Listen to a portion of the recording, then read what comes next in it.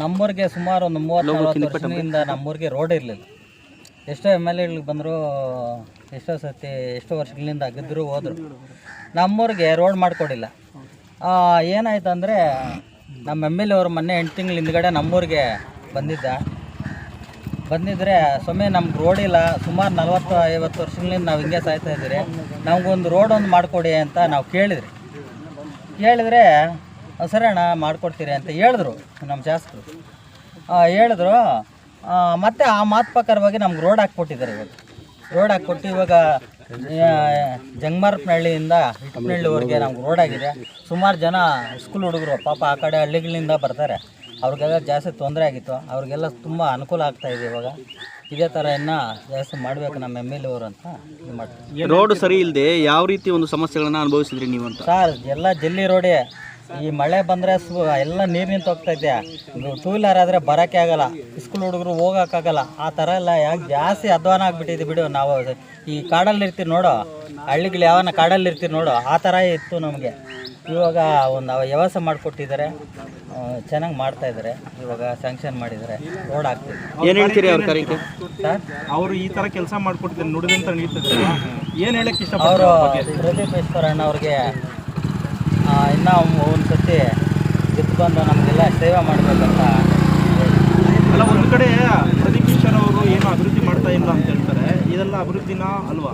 ಇಲ್ಲ, ಮಾಡ್ತಾ ಇದ್ದಾರೆ ಸರ್, ಸುಮ್ಮನೆ ಯಾರೋ ಹೇಳ್ತಾರೆ ಅಷ್ಟೇ. ಅದೆಲ್ಲ ನಮ್ಮ ಪ್ರದೀಪ್ ಈಶ್ವರಣ್ಣವರು ಸುಮಾರು ಕೆಲಸಕ್ಕೆ ಮಾಡ್ತಾ ಇದ್ದಾರೆ.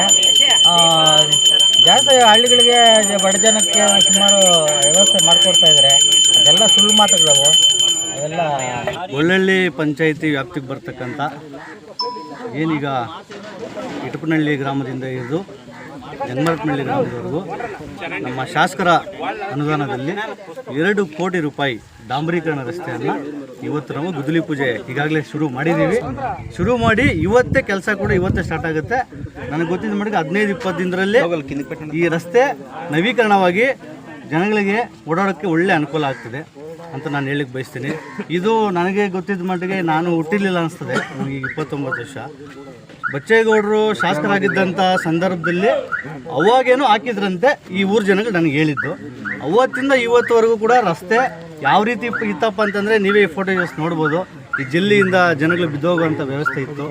ಸಾವಿರಾರು ಜನ ಓಡಾಡೋಂಥ ರಸ್ತೆನ ಯಾರೂ ಕೂಡ, ಯಾವ ಶಾಸಕರು ಕೂಡ, ಇದು ಹಿಂದೆ ಇದ್ದಂಥ ಶಾಸಕರು, ಅದು ಹಿಂದೆ ಇದ್ದಂಥ ಶಾಸಕರು ಯಾರೂ ಕೂಡ ಗಮನನೂ ಕೊಟ್ಟಿಲ್ಲ, ಅದು ಕಿವಿಗೂ ಕೊಟ್ಟಿಲ್ಲ. ಶಾಸಕರ ಗಮನಕ್ಕೆ ಹೆಂಗಪ್ಪ ಬಂತು ಅಂತಂದರೆ ನಮ್ಮ ಊರು ನಮ್ಮ ಶಾಸಕರು ಅಂತೇಳಿ ಇದು ತುಂಬ ಇಂಪ್ಯಾಕ್ಟ್ ಆಗ್ತಿದೆ. ದಯವಿಟ್ಟು ಇದು ನಾನೇನು ಹೇಳಕ್ಕೆ ಬಯಸ್ತೀನಪ್ಪ ಅಂತಂದರೆ, ನಮ್ಮ ಊರು ನಮ್ಮ ಶಾಸಕರು ಅನ್ನೋ ಪ್ರೋಗ್ರಾಮ್ ಬಹಳ ವಿಶಿಷ್ಟವಾಗಿ ಎಲ್ಲ ಕಡೆ ಗಮನ ಸೆಳೆಯುವಂತಹ ಕಾರ್ಯಕ್ರಮ. ಅದು ಹೆಂಗಪ್ಪ ಅಂತಂದರೆ, ನಾವು ಪ್ರತಿ ಗ್ರಾಮಕ್ಕೂ ಭೇಟಿ ಕೊಡೋ ಸಂದರ್ಭದಲ್ಲಿ ಶಾಸಕರಿಗೆ ಖುದ್ದಾಗಿ ಕಾರಲ್ಲಿ ಹೋಗೋರು ರಸ್ತೆ ಕೆಟ್ಟಿದ್ದಿಲ್ಲ ಅಂತ ಶಾಸಕರಿಗೆ ಗೊತ್ತಾಗುತ್ತೆ. 1, 2 ಜನಗಳನ್ನ 1 to 1 ಮಾತಾಡಿ ಅವ್ರ ಕಷ್ಟ ಸುಖ ಕೇಳುವಾಗ ಅವರೇ ಹೇಳ್ತಾರೆ ನಮಗೆ ರಸ್ತೆ ಮಾಡಿಸ್ಕೊಡಿ ಸ್ವಾಮಿ ಅಂತೇಳಿ.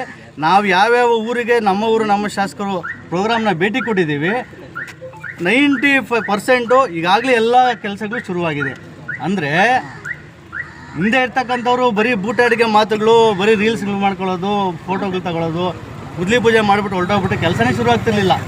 ಅಂಥ ಸಂದರ್ಭದಲ್ಲಿ ನಾನು ಇತ್ತೀಚೆಗೆ ನೋಡ್ತಾ ಇದ್ದೀನಿ, ಇವ್ರಿಗೆ ಹೆಂಗಾಗ್ಬಿಟ್ಟಿದೆಯಪ್ಪ ಅಂತಂದರೆ, ಈ ರೀಲ್ಸ್ಗಳಲ್ಲಿ ಮತ್ತು ಈ ಸೋಷಿಯಲ್ ಮೀಡಿಯಾದಲ್ಲಿ ಈ ಬಿಲ್ಡಪ್ ಕೊಡುವಂಥ ಲೀಡರ್ಸ್, ಹೊಸಬ ಲೀಡರ್ಸ್ ಬಂದುಬಿಟ್ಟಿದ್ದಾರೆ. ಹೆಂಗಾಗಿದೆ ಅಂತಂದ್ರೆ, ಫಸ್ಟು ಕೆಲಸ ನಡೀತಿದೆಯಲ್ಲ ಅನ್ನೋ ಫಸ್ಟು ಪರಿಜ್ಞಾನ ತಿಳ್ಕೊಳ್ಳೋಷ್ಟು ಕಾಮನ್ ಸೆನ್ಸ್ ಅವ್ರಿಗಿಲ್ಲ. ಶಾಸಕ ಪ್ರದೀಪ್ ಈಶ್ವರ ನಮ್ಮವರು ನಮ್ಮ ಶಾಸಕ ಪ್ರೋಗ್ರಾಮ್ಗೆ ಹೋಗೋಂಥ ಸಂದರ್ಭದಲ್ಲಿ ಪ್ರತಿಯೊಂದು ತಿಳ್ಕೊಂಡು ಕೆಲಸ ನಡೀತಿದ್ದಿಲ್ವಾ? ಈಗ ನೀವೇ ಯೋಚನೆ ಮಾಡಿ.